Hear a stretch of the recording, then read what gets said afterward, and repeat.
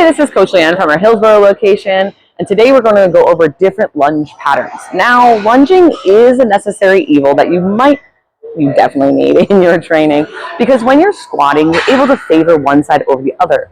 Including things like lunge patterns throughout your week allows you to correct imbalances, really push and overload just a singular leg, and also get more fine-tuned with working different muscles like our quads, hamstrings, glutes, adductors, and abductors. Now, the type of lunge that you do will directly determine how hard you work and what muscle groups you work.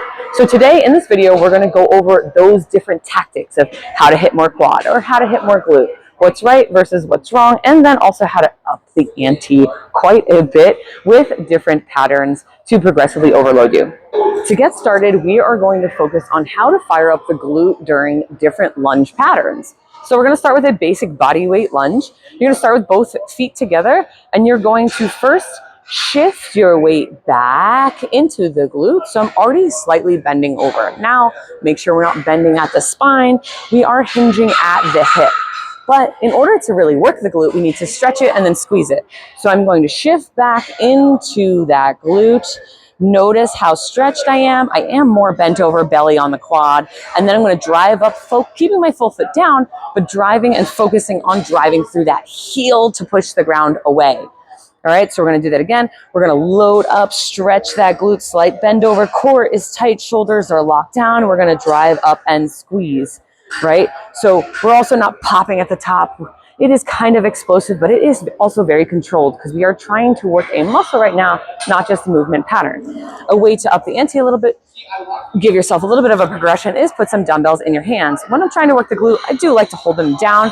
It seems a little bit more appropriate. So we're going to load the weights into our hips, even though they're in our hands, lock the shoulders down, brace that core. We're going to shift back in that glute, loading up the heel, drive and squeeze forward. Cool, right? Next up the ante, progressive overload a little bit more. You can get under a bar and doing reverse lunges and driving up with a bar on your back will allow you to get a progressive overload in weight without your hands dying out, without your grip needing to be there. But you will need more core bracing in order to do so. One final way to really get that glute a little bit more stretched at the bottom is to put yourself in a deficit reverse lunge. So whether you're using the barbell or you're using dumbbells, I'll do dumbbells for this. You start on a bumper, and then we're going to reverse drop back, going an extra inch. So what that's allowing me to do is get an extra inch of stretch at the bottom to then drive up from. Give that a go and let me know what you think. Now, if we instead wanted to work the quads instead of the glutes, not necessarily right or wrong, you could just focus on working one over the other. Instead of that bent over shift back into the glute, we're going to stay a bit more upright with a little bit of a hip tuck intentionally. We want the core really fired up because the weights we're actually going to hold up top. That is also going to accentuate the quad a little bit more. So, but body weight, we would actually lunge forward to focus on that quad a little bit more. You can do a reverse lunge and stay upright, and it would help work the quad. But if you want to accentuate it a little bit more, we can go ahead and do a very upright. The knee can go forward this time. Big drive, squeeze. Now, something we want to make sure we don't do on this forward lunge is lift back with our back to pull up.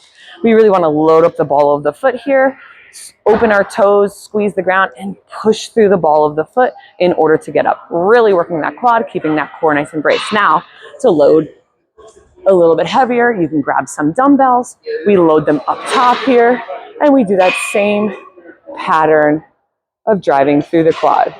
Forward, focusing on the ball of the foot as the main push.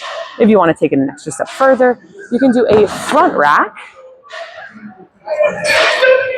You can do a front rack with the barbell, and we can do the same thing again with that forward lunge, drive and squeeze.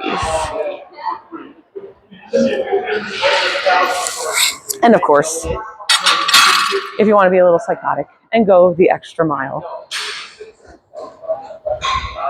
we can go ahead and add another deficit, putting our weight up top, either with the dumbbells or with the barbell, and drop lunge off the front of the bumper.